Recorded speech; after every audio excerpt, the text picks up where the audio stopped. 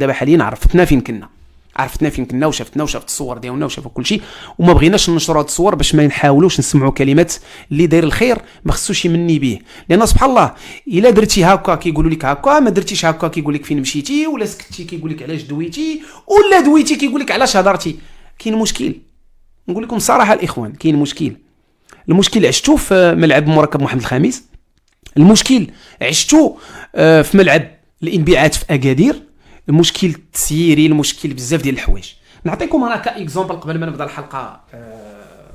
دائما حنا معاك، انا عارفكم الجمهور ديال هذه القناه كنعرفو مزيان، لانه مني لي زابوني ديالك تيتزادوا المحتوى ديالك واضح، والناس كتعرف اللي ماشي اليوم. واحد النقطه المهمه قبل ما نتكلم على البدراوي وغنتكلم عليه شخصيا، ما غنتكلمش على الاداره. علاش؟ كنت كنتكلم سابقا بالاداره، اسم الاداره دابا ما كايناش اداره، غنتكلم على البدراوي شخصيا. قبل ما نتكلم على البدراوي شخصيا، واحد المساله اللي مهمه.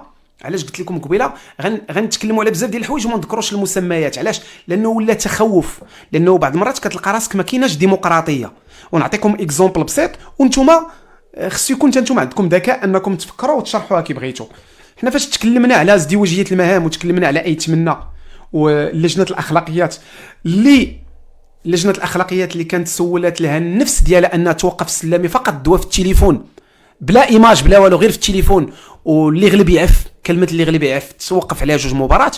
كاين رئيس سابق ديال نادي شباب المحمديه اللي كيجوا الملاعب كلها ديال المغرب كيسب الجمهور ديال فريق الرجاليه ديال لجنه الاخلاقيات ما تخدمش خدمتها.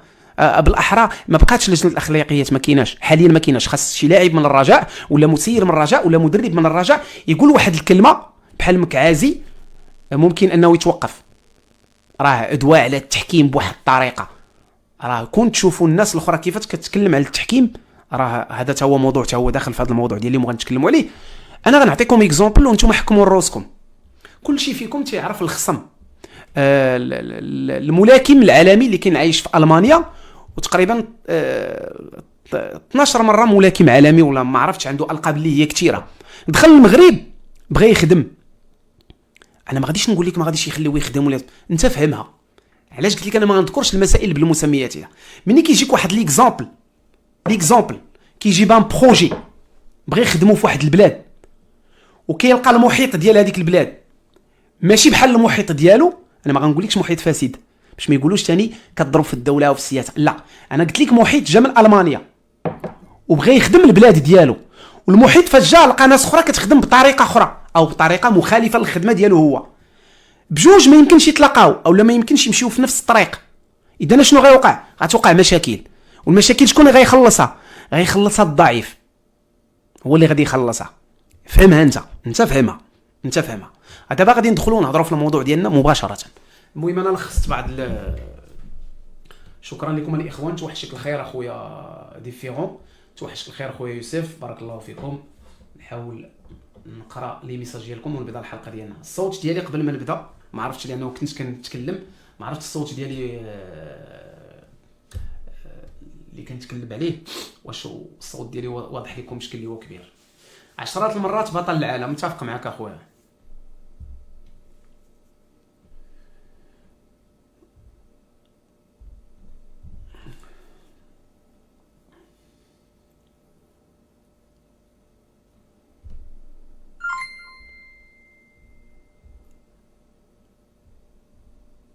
الصوت ديالي واضح ياك الاخوان؟ السلام عليكم. خاص عدم تغيير اي شيء حتى نهايه الموسم وتكرار الموسم الماضي. حنا ما غنتكلموش على التغيير. برافو عليك خويا محمد اتشيكي، ما غنتكلمش لك على التغيير، ولكن خصني نتكلم لك شويه على عدم وجود اداره، ونتكلم لك على البدراوي باش نكون معك واضح، باش ما نبيعوش ثاني الوهم للجمهور. الوغ نبداو على بركه الله ونبداو الحلقه ديالنا، وغنبداوها باداره وعدم وجود الاداره. اللي لخص الامور هو انه الدعم المفرط اللي كان ديالنا للاداره الجديده برئاسه البدراوي كان دعم للمشروع، باش الناس ما تاخذش الامور انه كان دعم شخصي، لانه كاين بزاف اللي كتكلم صديق البدراوي كيتكلم على البدراوي، او الناس كلها كتكلم على البدراوي، الراديوات كلهم كيتكلموا. انا موقع كذلك كنت كنتكلم على البدراوي وباقي كنتكلم على البدراوي، ولكن غنكون معاه صريح، لان غادي ننافقوا الا قلت اليوم حوايج اخرى على البدراوي. فاش كنت كنقول الدعم ديال البدراوي، دعم المشروع ديال البدراوي، دعم تخفيض ثمن الانخراط، دعم التغيير والهيكله، دعم الاداره التقنيه اللي مازال ما شفناهاش، عطات الشيء الكثير وممكن ما تعطيكش دابا، خصها تعطيك المدى القريب البعيد، ولكن مازالت ما بانت ليناش زعما حتى صوره ديال الاداره التقنيه على مستوى اللي هو بغيناه حنا كرجاويين. اداره قانونيه ما كايناش نهائيا، لان كون كانت اداره قانونيه كنا ناخذوا الحقوق ديالنا. اداره كذلك تسويقيه اللي ما لعبتش الدور ديالها، وكانت شركه الاقمصه شاهده على ذلك، وكان بالنسبه لي انا كان فشل ذريع ديال هذه الاداره الجديده. هادشي ما يقدروا ما يقولوش مواقع اخرى، ممكن انهم يتكلموا معكم بلغه السب والشتم، انا اليوم ما غنتكلمش معاك بلغه السب والشتم، غنتكلم معاك بالواقع.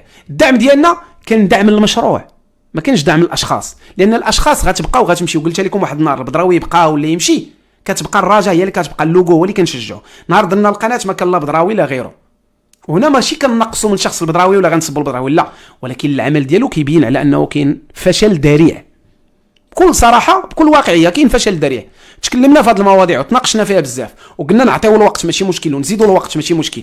كاين مشاكل داخليه في النادي، كاين مشاكل لبعض اللاعبين في النادي، كاين مشاكل الاجور اللاعبين، كاين مشاكل الاجور المدرب، كاين مشاكل بزاف ديال الحوايج حتى واحد ما يقدر يتكلم عليها. دائما الناس كتكلم بالالغاز، اليوم انا ما غنتكلمش بالالغاز، غنتكلم بالوضوح.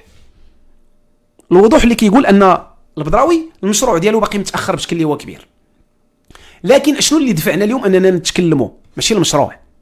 تقدر تقول ان المشروع ما غاديش نرجع ونتكلم على البدراوي وما قام به في البدايه. علاش؟ لانه دعمناه في ديك البدايه، في البدايه دعمناه، كان ليتيج وهاد المسائل كلشي تكلمت عليه.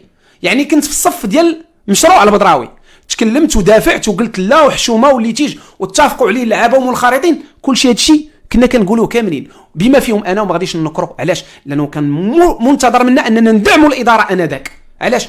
ماشي اليوم حيت واحد دعم الاداره غتخرج تقول هذاك راه معاه، لا، كلكم بدون استثناء، وحتى الجماهير اللي كاين معايا منذ مجيء الاداره الجديده وكل شيء دعمها بدون فواصل بدون شروط. جميعنا حتى من الناس المنتقدين ليه منذ البدايه هما دعموا المشروع ديالو، حتى من اللي جورناليست اللي لقاو مشكل معاه من بعد في البدايه دعموا المشروع ديالو وجلسوا معاه اطابل وما تفاهموش معاه.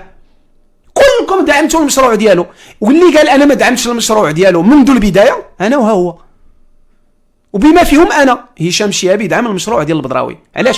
لانه مشروع كان واضح، ماشي بحال المشاريع اللي سابقه. مني كتجبد لي انا شخصيا تخفيض ثمن الانخراط غادي نوقف ونقول لك وي سي بيان، خاصنا نديروا هذه المساله، لانه خاص يكون تغيير في مؤسسه المنخرط، لان مؤسسه المنخرط هي اللي خرجت على فريق الرجاء الرياضي بدون استثناء الرؤساء وهذه المسائل، وحتى البدراوي غنتكلموا عليها. المؤسسه ديال المنخرط هي اللي خرجت على الرجاء، بما فيهم واحد الشق من الجمهور اللي ما كيدعم الفريق ديالو، ما كيعاونوا ماديا، حتى في الريزو سوسيو ما تيعاونش فرقته، فقط الكريتيك الخاوي وكيضرب من التحت، كيف فقط كيتسنى فريق الرجاء الرياضي يطيح. بما فيهم كاين جمهور حاليا دابا اللي كان كيشكر اللعابه ضد الوداد، ناض كيضرب في الزنيتي وفي حركاس في المقابله ديال الفتح الرباطي. خصكم تعرفوا علاش خسروا المقابله ديال الفتح الرباطي، ما تبقاوش تسرعوا. لاعبين كنتو كتقولوا عندنا لاعبين مستوى عالي، البدراوي اللي ما صدقش، قلنا اوكي على الاقل الناس فهمت الدرس وما كتقولش على هاد اللعابه كرارس.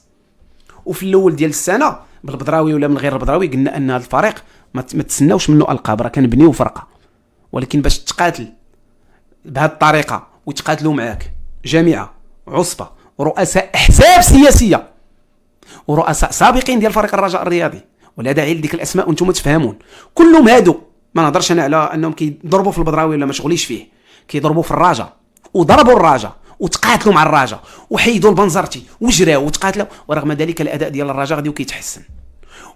والمباراه ديال الفتح الرباطي فريق الرجاء الرياضي ما جاش من مدينه الدار البيضاء، وغادي نرجع للموضوع وغنتكلم عليه وذكروني فيه. نكمل لكم الكلام ديالي على البدراوي اللي خلانا اننا نخرجوا اليوم ونتكلموا على البدراوي، هو السكوت ديالو الغير مفهم او غير مفهوم. السكوت ديالو في المقابله السابقه ضد اتحاد التوارقه اللي قلنا غنسمعوا وغنديروا، وحتى في عصبه الابطال ما سمعنا ما شفنا ما والو، قلنا ممكن كاينه مشاكل وكاينه حتى في المساله ديال التريث ديالو، في المساله ديال الهاشتاغ كنت مع التريث ديالهم. علاش؟ لانه ما يمكنش الجمهور ممكن انه ينعت اناس بالفساد ولا، ولكن اداره ولا ناس اللي عندهم الاسم ديالهم وزين ما يمكنش يتكلموا بهذه اللغه، ولكن يتكلموا بلغه اخرى يدافعوا عن الحقوق. كان الهدف ديالنا هو الانسحاب او استقاله الرئيس من